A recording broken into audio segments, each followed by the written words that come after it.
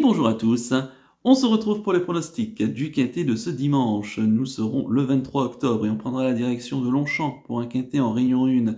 Course 4, c'est le prix de Botsaris, c'est un handicap, première épreuve de type classe 2 pour des chevaux âgés de 3 ans et plus. Il y aura 2200 mètres à parcourir sur la grande piste et ils seront 16 au départ de cette course avec des chevaux que l'on connaît par cœur ici, pas de piège dans cette course, si ce n'est le terrain qui sera assez gras en ce dimanche. À noter que c'est la dernière réunion dominicale sur l'hippodrome de Longchamp. Donc toutes les bonnes choses ont une fin, mais en tout cas on va essayer de déchiffrer ce dernier quintet dominical donc sur la piste de Longchamp en 2022. Je vais souhaiter rapidement vous donner mes 8 préférés. J'ai retenu en tête le 12 Queen Lady, pensionnaire de Carlos et Yann Lerner, la montre de Ronan Thomas. Elle a tiré le 2 derrière les stades de départ. C'est une concurrente âgée de 4 ans qui reste sur d'excellentes tentatives dans les gros handicaps. Troisième au début du mois de septembre sur cette piste battue par la bonne Mistake qui a fait l'arrivée de belles courses par la suite et Beautiful Aspen. Et puis dernièrement, deuxième de Prince de Montfort dans le quintet référence du 13 octobre dernier. Donc il y a une dizaine de jours de cela.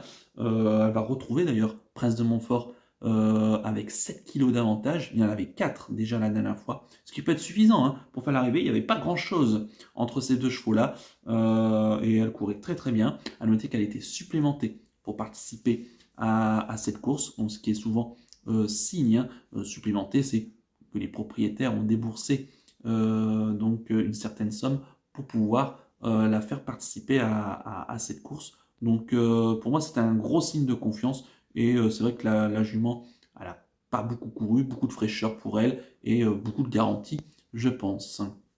En deuxième position j'ai mis le 2 Narcos, le pensionnaire de Jean-Pierre Gauvin, la monte de Christiane Desmoureaux. Il a tiré le 3 derrière les stades de départ. C'est vrai qu'il doit nous rassurer Narcos lors de ses dernières sorties qui sont un peu moins bonnes. Il a déçu le 1er octobre dernier dans le quintet, c'était sur 2500 mètres. Alors, bon, il avait, c'était son deuxième parcours de semi-rentrée. On peut peut-être l'excuser. À noter qu'il a été vraiment réservé pour l'arrière-saison. C'est un vrai cheval de terrain très assoupli, voire même alourdi. Lui qui avait remporté l'an passé son quintet le 1er mai sur la piste de Saint-Cloud en 39 de valeur. Il avait même confirmé sur cette piste de Longchamp en 43 de valeur en s'y plaçant. Là, sa valeur, il a perdu 1 kg, il est en 42 de valeur, donc il est très bien placé. Et je pense qu'il va vraiment refaire parler de lui. Moi, je l'aime beaucoup et je pense même qu'il peut de nouveau gagner. En troisième position, j'ai mis l'As, Prince de Montfort, pensionnaire de Didier Prodhomme, la ponte de Gérald Mossé. Il a tiré le 16 derrière les stades de départ. Donc c'est le vainqueur de notre course du 13 octobre dernier en devançant donc Queen Lady, qui va donc la retrouver, mais cette fois-ci avec un désavantage au poids de 3 kg. Il a été pénalisé, donc forcément suite à sa dernière victoire. Il se retrouve en 42 de valeur. Maintenant, on sent quand même un cheval qui semble être en pleine forme. Si son entourage le court à 10 jours, c'est que vraiment il le pense tout à fait capable de très bien faire. On le rallonge un petit peu. On passe de 1950 la dernière fois à 2002. Je ne pense pas que ça puisse le déranger. Moi, je pense qu'il va vraiment confirmer sa dernière victoire et je pense que il peut la victoire, ça va être peut-être un peu juste, mais jouer au moins les très bons rôles, il a largement les capacités. En quatrième position, j'ai mis le 5, il s'agit de Eizoum, pensionnaire de Elias Michalides, la montre de Stéphane Pasquier. Il a tiré le 4 derrière les stades de départ. Eizoum qui lui aussi est un vrai cheval de terrain très assoupli, donc il va être à son avantage ici. Il s'est quand même pas trop mal défendu lors du quintet du 1er octobre dernier sur 2005, où il concluait à la 7e place. Narcos, lui, terminé 9e, proche de son sillage. À noter que le handicapeur a fait un geste d'une livre suite à son dernier semi-échec.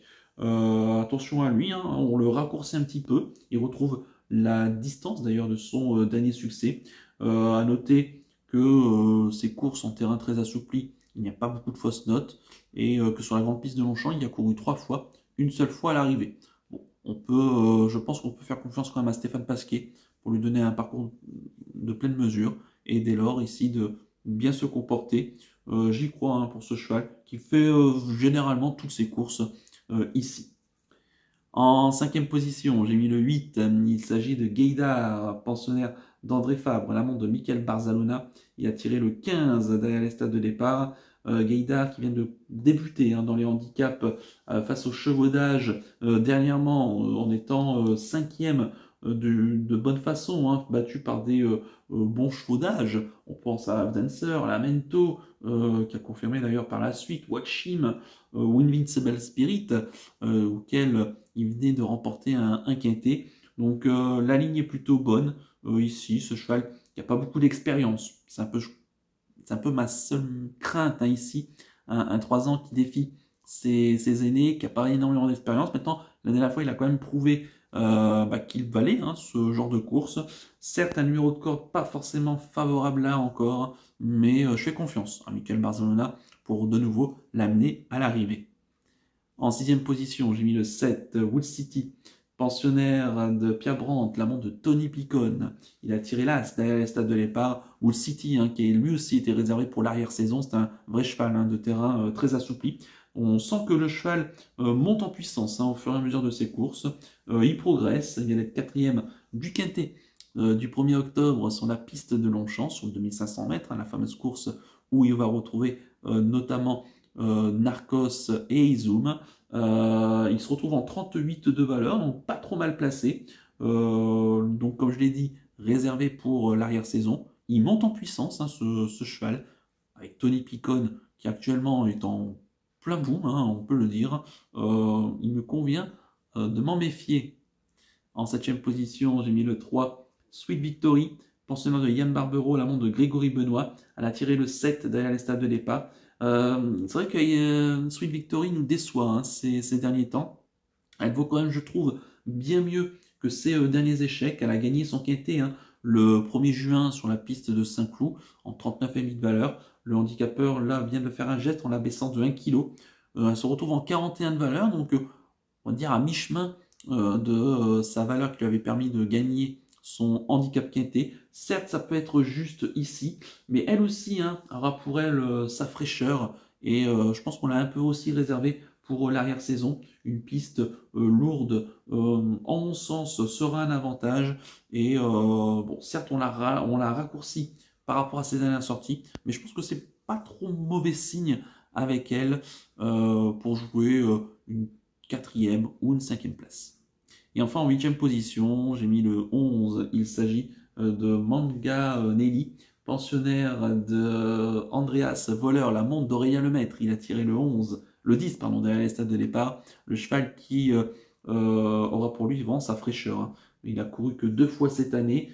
C'était fin août et fin septembre. En Allemagne, dans un handicap auquel il débutait, il terminait 3e. 5e récemment d'une course à condition à Lyon-Paris. Maintenant, il a des lignes intéressantes par rapport à l'année dernière. Je me souviens notamment qu'il avait devancé un certain Invincible Spirit du côté de Saint-Cloud à la mi-novembre de l'année dernière. Donc attention quand même à lui. Il va débuter dans les handicaps. Je trouve qu'on l'a mis à une valeur qui est très intéressante, 37,5 de valeur ici. Je ne serais pas surpris, 35,5 de valeur, pardon, pour ce cheval. Donc je ne serais pas vraiment surpris de le voir disputer un très bon rôle, sachant qu'Invincible Spirit vaut maintenant plus de 42 de valeur. Je pense que vraiment ce Manganelli peut tout à fait corser les rapports pour une 4e ou une 5e place, tout au moins. Quant à mon regret, ça sera le 10. Il s'agit de Lepti Pritsadi, pensionnaire de Christophe Ferland, l'amant de Maxime Guillon. Il a tiré le 5 derrière les stades de départ. Le cheval qui avait terminé 4e d'un quintet sur l'hippodrome de Tarbes. Ce jour-là où il se défendait très très bien. Et il vient de confirmer d'ailleurs, puisqu'il a remporté une course à condition du côté de Marseille-Borelli, en devançant notamment Satuna, qui n'est pas un cheval malhonnête dans les handicaps. On débute en région parisienne, pris donc en 37 de valeur. Moi j'ai un tout petit peu peur de l'état de la piste pour lui. Il faut quand même qu'il fasse ses preuves. Maintenant, un entourage qui est très habile et il peut être mis dans un champ réduit. Je répète mon pronostic en chiffres, le 12, le 2, l'As, le 5, le 8, le 7, le 3 et le 11 avec le 10 en regret. Mon coup de cœur pour ce quintet, ça sera le 2, Narcos, qui je pense a été réservé pour cette course et surtout aussi pour l'arrière-saison Méfiance. Et quant à mon conseil de jeu, bah, écoutez, on va pas prendre de risque, on va faire le couplet placé de la sélection ici. Et en attendant que ça se passe bien, j'espère en tout cas pour ce quintet auquel il peut y avoir, hein, je pense, quelques surprises intéressantes. Voilà donc pour le conseil de jeu. On va terminer comme d'habitude par le penalty du jour. On va revenir sur le penalty de ce vendredi sur l'hippodrome de Vincennes, où je vous proposais Grâce du Dijon dans la course du quintet. Elle s'impose assez facilement à la cote d'égalité, même si on a eu une frayeur au passage devant les tribunes, puisque elle a failli se tromper. Je pense qu'elle a confondu vitesse et précipitation, mais en tout cas, Eric Raffin l'a bien rapproché pour prendre les commandements, chose qu'elle aime faire, et ensuite elle n'a pas été vraiment approchée, et elle a gagné assez sûrement, je pense, donc c'est plutôt bien, d'autant que la cote était de un tout petit peu plus de 2 contre 1, donc de quoi redoubler les gains, et j'espère que vous en avez évidemment profité. En espérant que ce samedi, joie de soir, nous confirme tout ceci du côté de Saint-Cloud, et pour ce dimanche, eh bien, 23 octobre, eh bien, écoutez, je pars à Caen en réunion 4, ça sera dans la 7e course. Il s'agit d'une course pour vieux chevaux d'âge, hein, le prix de Chancerie sur la distance des 2200 mètres, un départ derrière l'aide de l'autostart. Ils seront 15 au départ, une course de niveau B.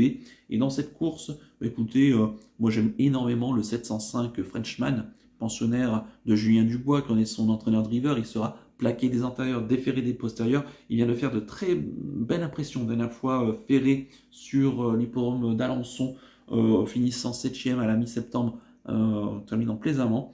Il retrouve une configuration qui lui avait notamment permis cet été de remporter le Grand Prix de la ville de Cabourg. À Caen, il est assez à l'aise puisqu'il s'était imposé en début de saison sur une distance un petit peu plus longue. Donc je pense qu'il a été vraiment axé pour cette course et que certes il y a un petit peu d'opposition, mais il est bien placé parfaitement et idéalement derrière la voiture. Et si il part bien et qu'il gère bien ensuite son numéro, je pense qu'il va vaincre dans cette course. Donc le 705 Frenchman en réunion 4, course 7 sur l'hippodrome de Caen. Voilà donc pour le penalty du jour. Il ne me reste plus qu'à vous remercier, qu'à vous souhaiter évidemment bonne chance pour les paris. Merci à tous pour votre fidélité. N'oubliez pas de liker et de vous abonner à la chaîne si ce n'est pas déjà fait par avance, je vous en remercie. Et je vous donne rendez-vous ce dimanche pour l'étude du quintet de lundi. Je vous souhaite un excellent week-end et surtout, prenez bien soin de vous. Ciao à tous.